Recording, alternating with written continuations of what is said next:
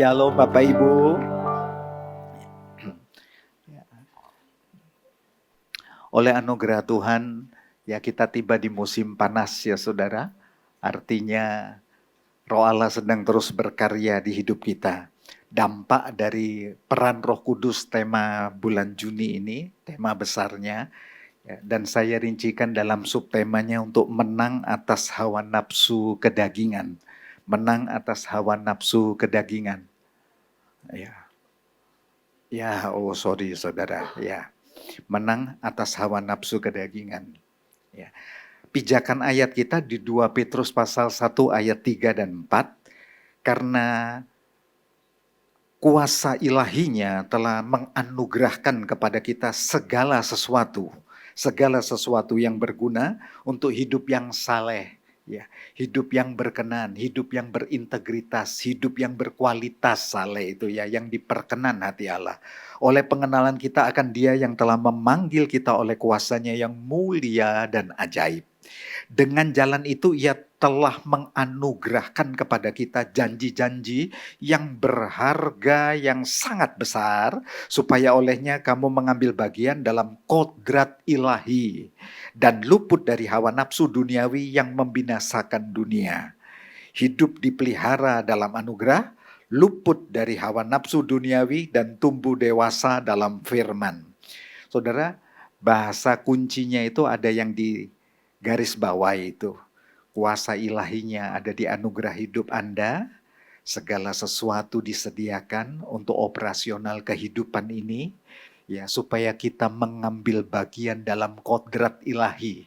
Dalam esensi-esensi. Dalam kepribadian Allah sementara kita ada di bumi ini. Sementara belum berpulang ke sorga untuk menjadi suratan terbuka yang ditulis oleh jari Allah, oleh karya Allah, kesaksian-kesaksian yang memancarkan Injil yang bisa dibaca.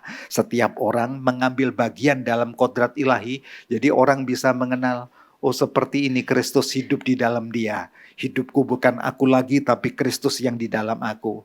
Lalu saudara bisa memberi kata kunci sungguh indah. Hidup yang dipelihara oleh anugerah, luput dari hawa nafsu dunia itu bisa begitu. Bukan harus terus-menerus jatuh dan berkata, Tuhan di mana ini? Gak kuat aku kalau gini terus dengan kelemahan fisik atau kelemahan dagingku. Apa aku bisa menjadi pemenang? Atau itu nonsen hanya ditulis oleh Alkitab, tapi sebenarnya tidak mampu untuk digenapi. Nah, itu kan menjadi pergumulan. Ya, ternyata bisa. Dan saudara beranjak untuk upgrade, naik tingkat ke tingkat yang lebih berkualitas ilahi. Khotbah pagi hari ini dalam tatanan yang simpel praktis, per slide-nya saudara dibuat apa toh? Arti jenis gaya hidup kedagingan, hawa nafsu kedagingan duniawi itu apa aja jenisnya dan apa artinya. Pergumulan dosa turunan, syukur oleh anugerah Allah, salib Yesus yang ajaib itu, dan saudara dibuat menang atas hawa nafsu itu. Galatia pasal 5 ayat 19 sampai 21 itu mengupas firman itu, mengupas sendiri, ya, memberi makna, menerangkan dari kebenaran kepada kebenarannya. Saudara bisa temukan dalam Galatia 5 19 sampai 21 ini arti dan jenis kedagingan. Biasanya kita kan berpikir kedagingan itu nafsu seksual. Hanya sebatas itu. Nyatanya tidak di Galatia 5 ini. Perbuatan-perbuatan kedagingan telah nyata, yaitu percabulan, kecemaran, hawa nafsu. Artinya diperbudak oleh pikiran yang ngeres. Bangun pagi sudah ngeres, gairahnya ngeres begitu saudara ya. Jadi perlu bersih-bersih, saudara, bersih-bersih ya. Cemar, pikirannya cemar aja, najis saja. Reget begitulah saudara pikirannya. Itu percabulan. Sekalipun tidak dalam bentuk fisik, dalam pikiran. Itu ya. Sudah berjinah di dalam pikiran sebelum terjadi perjinahan di dalam fisik. Bijak-bijak di sana. Yesus kan berkata, kalau engkau melihat saja lawan jenismu, lalu bergerak syafaatmu, engkau berjinah di dalam hatimu. Engkau tahu ayat di dalam perjanjian lama, jangan berjinah. Itu sebatas fisik. Sebatas fisik. Oh, hubungan seperti melakukan hubungan suami istri. Seksual, begitu, itu perzinahan. Tapi di perjanjian baru Yesus memberikan ketajaman yang lebih hebat. Kalau engkau lihat, ya, timbul rasa birahi keinginanmu, bergerak nafsu syahwatmu, engkau berzina di dalam hatimu. Karena itu kita bisa berzina dengan pikiran kita, begitu ya. Bercumbu dalam bayang, nah itu lagu-lagunya begitulah saudara, ya.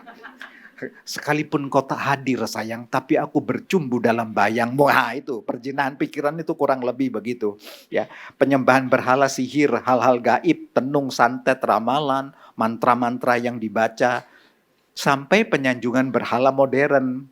Ya, di dalamnya berhala modern itu mamon, uang, haus kekuasaan yang tak pernah berhenti, ya, jabatan, perseteruan, perselisihan, spirit konflik terhadap Allah dan sesama. Spiritnya konflik, di pekerjaan konflik, di gereja konflik, di rumah tangga konflik, di mana nggak taunya ada konflik internal di dalam ini yang belum beres, luka-luka yang belum beres. Nah itu perlu konseling, ya perlu dibongkar begitu ya keberadaan identitas dirinya, lalu diberi solusi-solusi. Bisa kok berubah, bisa. Percideraan, roh pemecah, kedengkian, ayat 20. Ayat 21, mabuk pesta pora karena membangkitkan sensualitas. Itulah arti dan jenis kedagingan, ternyata kaya. Nggak hanya nafsu seksual saja, di dalamnya ada mentuhankan tinggi-tinggi jabatan, keangkuhan, superioritas terhadap semuanya itu, kata Rasul Paulus kepada jemaat di Galatia juga pagi ini bagi kita semua, kuperingatkan kamu siapa yang melakukan hal-hal demikian, dikatakan dalam bentuk aktif. Kalau kamu terus melakukan itu terus menerus, tidak pernah bosan lakukan itu dosa terus itu, tidak akan mendapat bagian dalam kerajaan Allah sekalipun berKTP Kristen atau pernah dibaptis. Oh, ngeri ya. Ngeri Pak ya, iya. Buktikan toh, hasilkan buah pertobatan. Bukan soal ya dalam tanda petik sakramentum saja begitu. Buktikan ini loh buah pertobatanku. Kalau itu tidak terlaksana dan orang tidak bisa memetik buah pertobatannya, beri tanda tanya besar. Adakah aku ini lahir baru atau belum kan gitu saudara. Ya. Nah, dibedah lagi. Keinginan-keinginan daging itu kalau tidak diputuskan, diberhentikan menjadi gaya hidup kedagingan. Begitu ya saudara. Jadi bedakan sesekali Tuhan aku bisa capek, lelah, lalu aku dosa. Begitu toh. Berbeda dengan gaya hidup berdosa yang memang terus-menerus. Terus-menerus mulai melek mata sudah gaya hidup dosa. Dari pikirannya, geraknya sudah rancangan-rancangannya penuh dosa. Ini yang sedang dibedah. Keinginan daging, karena itu keinginan daging yang semakin aktif mendatangkan maut. Keinginan daging itu perseteruan dengan Allah. Keinginan daging, hidup menurut daging sampai menjadi gaya hidup daging, kematian memang terpisah dari Allah. Tapi hidup oleh roh, kamu akan hidup dan mematikan perbuatan daging. Itu dibongkar di kitab Roma. Rasul Paulus dengan ilham roh Allah yang indah, inspirasi ilahi dan pewahyuan revelation ilahi, Roma itu menjadi sandaran untuk pergerakan reformasi gereja abad 15. Waktu Martin Luther membaca kitab Roma, digoncangkan. Martin Luther seorang uskup Tulen, hidup di biara. Tapi waktu dia membaca banyak hal di kitab Roma, mencelikkan kebenaran-kebenaran, menguak ke permukaan, gak tahan dia. Dia harus memakukan 95 tesisnya di gereja Wittenberg pusat sampai dicap sebagai uskup yang murtad dan dikejar-kejar untuk dibunuh. Lalu dia mempelopori pergerakan-pergerakan besar untuk reformasi. Lahirlah gereja Protestan, itu sejarahnya. Roma ini luar biasa. Kalau saudara rindu menang atas perbuatan daging, baca kitab Roma. Rindu berdoa dengan indah, baca kitab Pemazmur.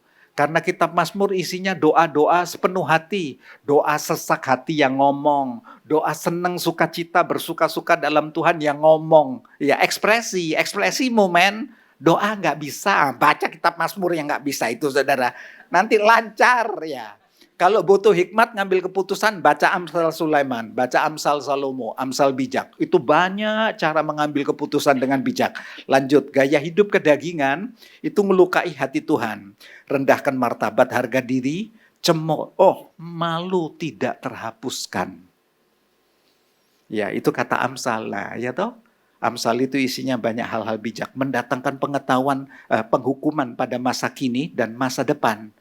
Bijak-bijak ya, gaya hidup daging itu mendatangkan penghakiman, penghukuman. Memandang rendah darah perjanjian akhirnya. Dan kasih karunia Tuhan mempermainkan anugerah. Itu gaya hidup kedagingan. Karena itu siapa yang terus hidup dalam gaya hidup kedagingan, ya memang tidak mendapat bagian dalam kerajaan Allah. Gaya hidup daging adalah gaya hidup perbudakan dosa. Jadi kita yang terus diperbudak. Nah, nanti saudara diberi jalan keluar untuk menang atas hal ini. Tidak tertuduh terus-menerus siang dan malam, tapi freedom. Satu kelepasan, kesukaan di dalam Tuhan itu kayak gini ya, nikmat ya. Nah, gaya hidup kedagingan ini melukai hati Tuhan, merendahkan martabat, rusak harga diri, mendatangkan penghukuman masa kini, masa depan. Gaya hidup budak sebenarnya. Karena itu tidak perlu diteruskan. Harus diberhentikan dia. Sebab memang memperbudak habis-habisan. Emosi kita diperbudak, pikiran terus diperbudak, gak ada berhentinya. Dikuras segala hal hasil jerih lelah saudara, kekayaan apapun. Sampai martabat yang terbaik di hidupmu dikuras habis untuk memang diperbudak. Sampai nanti datang kejahatan, kedengkian, ya, budak mamon, budak status, kebingungan sama status. Ya, bingung sama status. Gimana status saya? Melek pagi ganti status, melek pagi ganti status. Ya, memangnya dunia suruh baca kita, saudara. Dunia terlalu luas, men. Jadi nggak perlu. Yang jelas gitu loh hidup. Jangan kebingungan status. Status paling indah itu aku anaknya Tuhan. Dibeli dengan harga mahal, lunas terbayar, sorga. Ya, menjadi jaminanku. Wah, keren itu. Nggak ada yang bisa beli sorga. Jabatan kita nggak bisa beli, uang kita nggak bisa beli, titel kita nggak bisa beli sorga, saudara. Nah, pergumulan dosa ini akhirnya terus turun-temurun. Karena terus dari sejak mula waktu Allah ciptakan manusia, laki-laki dan perempuan. Itu jelas ya, saudara. Ada topiknya sendiri. Allah tidak menciptakan setengah laki, setengah perempuan ya. Sesuai imago Dei. Ya, itu membingungkan kawan gender itu. Dan bisa pulih. Kami pernah ikut merawat yang begini bisa pulih. Ya. Ada seni pola asuh yang keliru, tekanan-tekanan kehidupan yang keliru begitu dalam kehidupan yang tidak dimenangkan, sampai seni hormonal itu terlalu pelik, itu khotbah sendiri saja. Nanti aja. Ya. Allah ciptakan laki perempuan itu jelas ditulis ya, sekali lagi tidak separuh atau Allah menciptakan laki-laki kurang sekilo gitu kan, enggak, kurang seon gitu, enggak. Allah menciptakan perempuan tapi kurang gitu ya saudara, enggak. Untuk membangun keluarga dan generasi keturunan, mencerminkan kemuliaan, imago Dei. Jadi itu memang desain Allah bukan, spesial desain bukan. Namun karena dosa, lembaga agung itu runtuh, kehilangan kemuliaan. Ini bukti bahwa keluarga dari awal, sejak dosa itu runtuh turun-temurun. Gaya hidup dosa turun-temurun. Itu mesti diputuskan. Iya. Dari keluarga Adam, Kain dan Habil anaknya. Dua ini sudah saling dengki. Lalu kakaknya membunuh adiknya. Dari pertama loh itu. Keluarga awal mula sudah begitu saudara. Keluarga Nuh, Sem, Ham, Yafet. Anak mempermalukan bapaknya sendiri. Nuh juga sempat mabuk. Keluarga Abraham jangan dipikir aman. Bapak orang percaya ada kelemahan. Berembuklah Abraham. Gimana nggak punya keturunan nih. Sudah tidur sama Gundimus itu perempuan Mesir. Nanti kita angkat anaknya. Lahirlah Ismail, benar saudara. Ya.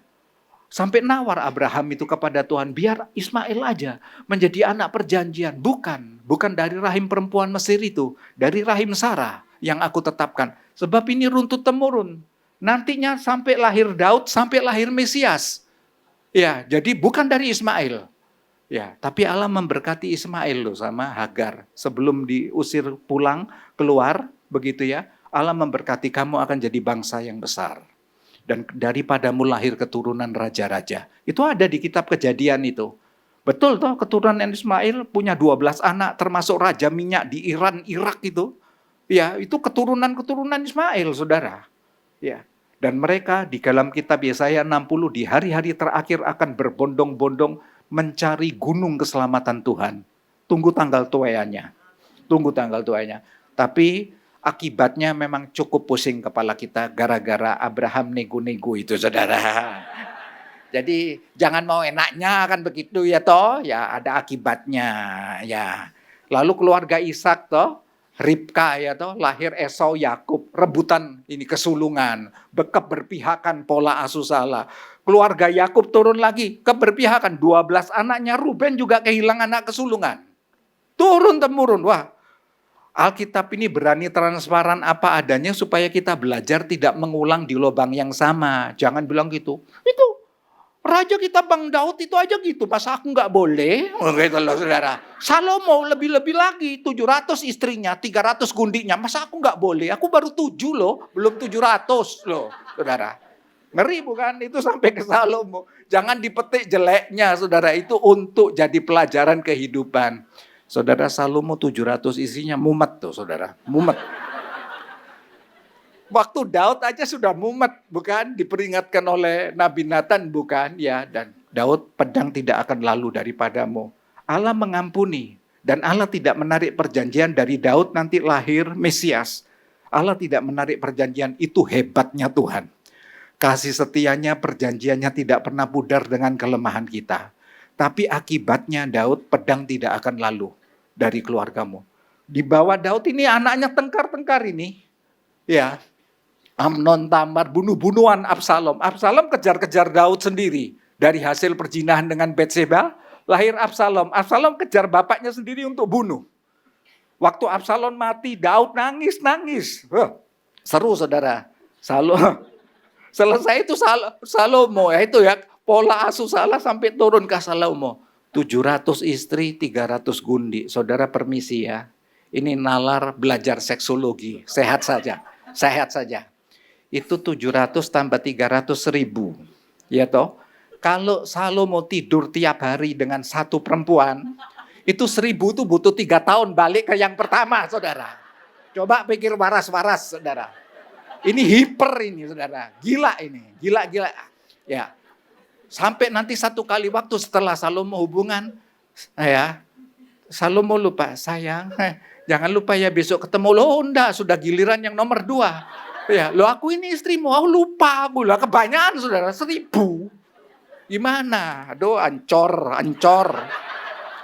Ini dosa-dosa tersembunyi kalau dilihat turun-temurun dari pola asuh, konflik keluarga, spirit superior. Ini dosa-dosa dari turun-temurun keluarga tadi kalau dirincikan ke sini. Iri hatinya, korup, mabuk, ya berbagai hawa nafsu sampai ke penyembahan berhala. Bergulir masuk ke perjanjian baru, Rasul Paulus pergulatan yang begitu hebat. Ini seorang rasul yang hebat. Dia murid Gamaliel. Gamaliel itu guru besar Yahudi yang hebat. Ahli kitab yang diperhitungkan, 3 kaum yang hebat besar dan ahli kitab dari Farisi, ya. Kaum Saduki, jago untuk politik dan kedudukan di pemerintahan orang-orang Yahudi, dan kaum Eseni yang suka dengan gulungan kitab Qumran Laut Mati, itu orang-orang Eseni. Dan 3 kaum besar ini di Yahudi mengakui Gamaliel orang yang hebat turun-temurunnya itu. Di atas Gamaliel ada Rabi Hillel, rabi tua yang aktif menafsirkan kitab Talmud. Beratus-ratus pasal dirincikan lagi, beratus-ratus ayat itu kalau di total ribuan itu. Dari pasal butir ayatnya itu. Nah, Gamaliel muridnya, Gamaliel turun lagi ke Paulus muridnya. Gak hebat kah orang ini? Sangat hebat. Karena itu Paulus bilang bicara mengenai Taurat, aku lebih dari kamu. Memang benar. Taat akan Taurat aku lebih dari kamu. Tapi orang kayak begini bergumul terhadap dosa, ngeri. Di Roma pasal 7, balik lagi kitab Roma saudara. Dalam batinku aku suka akan hukum Allah. Batinku ini senang. Menghargai, menghormati ya kodrat ilahi, kekudusan dan seterusnya. Tapi dalam anggota tubuhku ada hukum yang berjuang melawan hukum akal budiku dan menjadikanku tawanan hukum dosa. Wah, tempur. Batin ini maunya haus, merindukan Tuhan, aduh memeluk Tuhan nyaman, tapi daging ini maunya dosa melulu saudara. Ya. Aku manusia celaka, itu jeritan Rasul Paulus di Roma pasal 7 ayat 24. Siapa yang akan melepaskan aku dari tubuh maut ini? Syukur kepada Allah setelah lewat pergumulan panjang, sekalipun hanya beda 1 ayat 24 dan 25. Oleh Yesus Kristus Tuhan kita.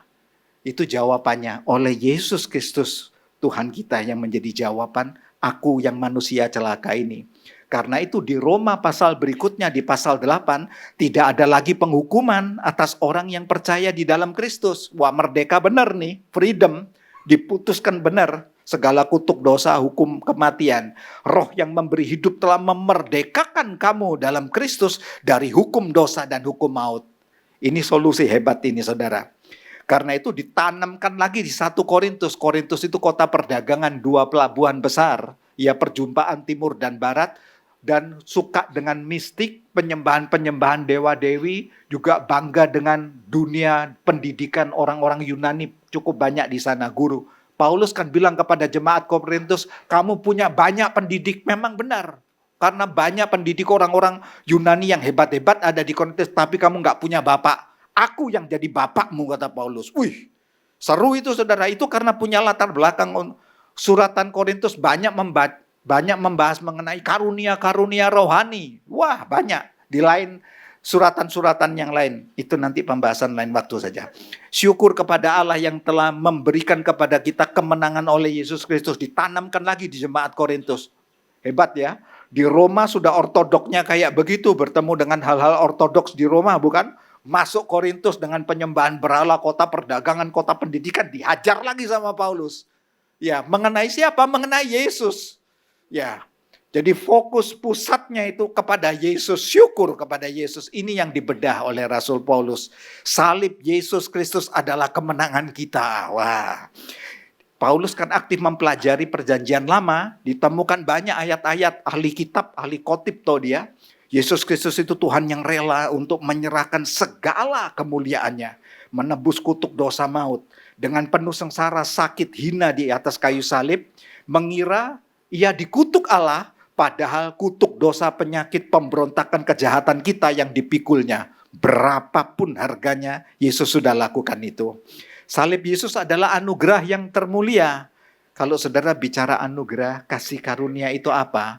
Di dalam bahasa Yunani, charis, 155 kali dalam perjanjian baru. Itu belum rinciannya lagi, bisa jauh lebih banyak. Itu baru di perjanjian baru.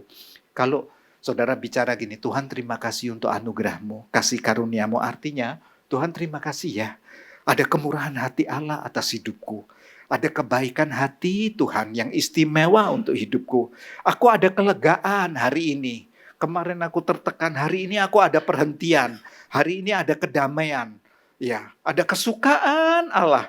Ada kemampuan dan pertolongan Tuhan untuk aku kuat hari ini. Ada perlindungan yang membuat aku tidak takut begitu. Trauma yang masa lalu, ada kekuatan Allah adikodrati gitu. Nah, itu indahnya. Nah, salib Yesus mengubah kutuk menjadi berkat. Ya, kutuk itu untuk mahasiswa teologi aja, saudara. Yang dibawanya aja ya. Saudara baca artinya kutuk itu penderitaan karena dosa, penghakiman Allah atas dosa, dan pembinasaan Allah atas dosa.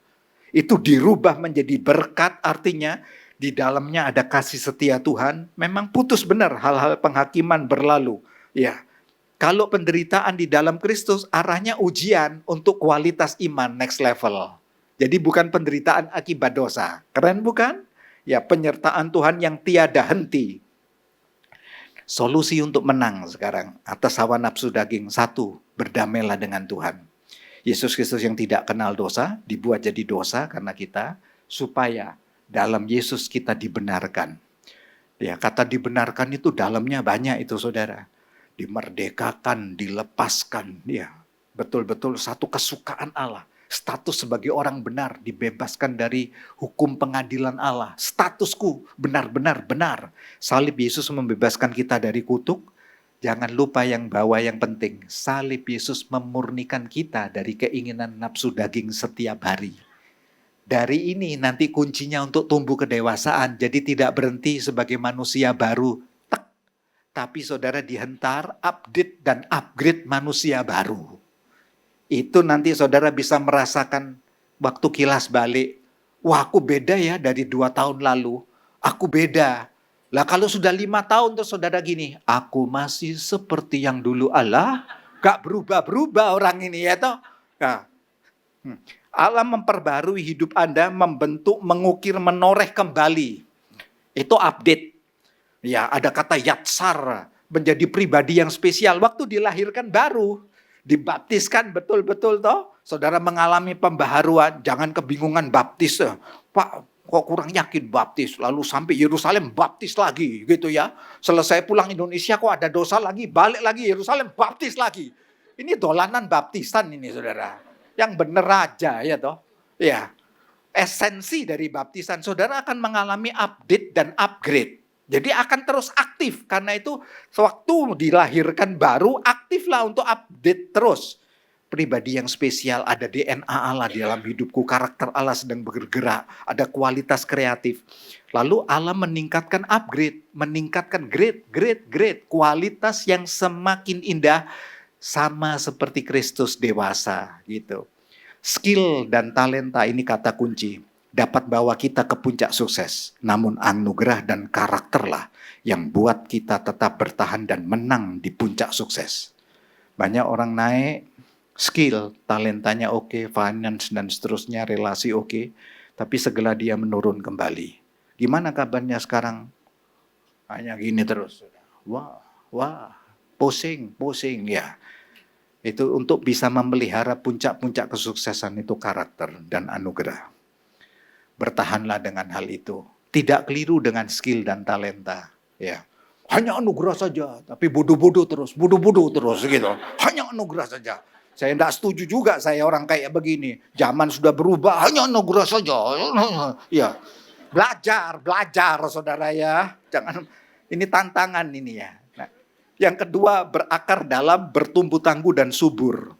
Mazmur pasal 92 ayat 14, tertanam dalam bait Allah, bertunas di pelataran kita. Artinya tertanam dalam bait Allah itu berakar dalam. Berakar dalam kebaikan, dalam kekuatan Tuhan, begitu berakar dalam bersuka-suka dengan pribadi Allah. Ya, jadi bukan karena situasi kondisi, betul. Ini, bertumbuh tangguh seperti pohon kurma. Orang benar bertunas seperti pohon kurma. Ini pohon kurma di padang gurun Timur Tengah. Tunas pohon kurma itu kuat, melekat dengan akar dan batangnya. Dalam tekanan kondisi ekstrim, cuaca yang begitu ekstrim, dengan badai padang gurun yang begitu ekstrim, begitu kuat. Karena itu sampai pohon kurma, tunas pohon kurma itu simbol lambang kemenangan yang terukir pada dinding-dinding dan pintu bait Allah Salomo. Diukir. Keren bukan? Tumbuh subur seperti pohon aras Libanon. Orang benar akan tumbuh subur seperti pohon aras Libanon. Aras itu kayak begini. Keren ya? Batangnya kekar begitu, cabang-cabangnya begitu kuat. Ya. Simbol lambang kemuliaan. Semakin tua, semakin kokoh. Nah ini sebenarnya di dalam Tuhan. Semakin tua menjadi soko guru, semakin tegar, kuat, keteladanan. Menjadi contoh bagi generasi. Berbagi otoritas, berbagi skill, berbagi kemampuan, berbagi apa-apa yang Tuhan berikan. Sebentar ketemu peti mati kok saudara. Kan tidak dibawa terus. Sudah, bagilah begitu saudara. Ya. Ya mau apa lagi toh? Ya toh, sudah figurnya semakin kokoh, tegar, ya. Yang ketiga, jangan lupa solusinya pola asuh. Diberkati suami takut akan Tuhan, istri seperti pohon anggur. Wah, keren ini saudara. Subur dalam rumahmu, manis sayang, kan gitu ya. Anak-anakmu seperti, muncul lagi kata tunas zaitun. Zaitun kan sangat baik untuk kosmetik, untuk kesehatan, sampai ke minyak urapan. Sudah bapaknya kayak pohon kurma aras Libanon, ibunya kayak anggur kan gitu. Anak-anaknya zaitun, gak keren ya saudara. Ini bukan flora fauna loh saudara, bukan. Ya, bener-bener keren ini ya toh. Punyai hati Bapak. Maksudnya begini, di sini dia. Bapak Ibu meletakkan dasar, punyai hati Bapak. Hati Bapak sorga letakkan dasar anugerah, kasih, iman, identitas anak. Ya, ini prinsip yang begini. Ya, saudara bedakan pola asuh dan metodologi. Pola asuh Itu di dalamnya kan ada hal-hal prinsip, itu pasti dasarnya Alkitab. Tapi metodologi cara mendidik anak mesti beda. Ada 3 anak, anak pertama A, B, C begitu ya. Yang ini tipenya, waduh ini jago, ini kolerik, ada leadership-nya. Yang ini lebih, cerewet ini, sanguin. Yang ini lebih melankolik, melo, pemikir, diam, tenang. Nggak ada yang salah. Kamu kok nggak kayak kakakmu? Ojo dibanding-bandingkan saudara. Iya, nggak bisa. Karena tiga-tiganya beda, saudara mesti mendidiknya juga beda. Jangan satu untuk semua. Nggak ada siaran satu untuk semua. Nggak ada itu saudara. Ya, karena itu belajar. Pola asuh untuk keluarga Bapak Ibu, jadilah pendidik, punya fase-fase. Ada pendidikan anak usia dini, ada remaja. Boleh kalau mau konseling, sharing-sharing yang gini saya suka. Ayo kita berbagi, tukar-menukar pikiran. Potensi aktualisasi anak. Remaja ada, prapemuda ada toh, sampai nanti mau pranikah ada. Ya. Jadi pola asuhnya itu ada, sampai ke pendidikan seks ada. Anak usia dini, remaja beda, sampai mau pacaran beda begitu. Ada cara-caranya. Inspirator, itu kalau di seminar-seminar keluarga kan dibahas kita yang seperti ini. Inspirator, ayah ibu, jadilah inspirator pembelajar kreatif menyenangkan bagi masa depan anak. Lalu jadilah komunikator edukatif, cakap menyampaikan pesan. Bapak ibu belajar untuk cakap komunikasi. Ya, sekalipun sibuk-sibuk, jangan pulang gini, mak gini. Hei, sudah makan belum? Ya pasti jawabannya sudah belum. Ya toh? Sudah belajar belum? Ya sudah belum. Itu kalimat tertutup kawan. Harus kalimat terbuka. Kawan, senang pula hati ini kau. Ada apa di sekolah? Gimana gurumu di sekolah? Ceritalah. Dedi, yang ditunggu itu. Yang ditunggu kan itu. Ya kalau enggak gitu enggak terjadi tali batin loh saudara. Ya, sekalipun dicukupi semua tapi tali batinnya sepi. Nanti dia cari pengakuan di luar. Ya, paham ya saudara?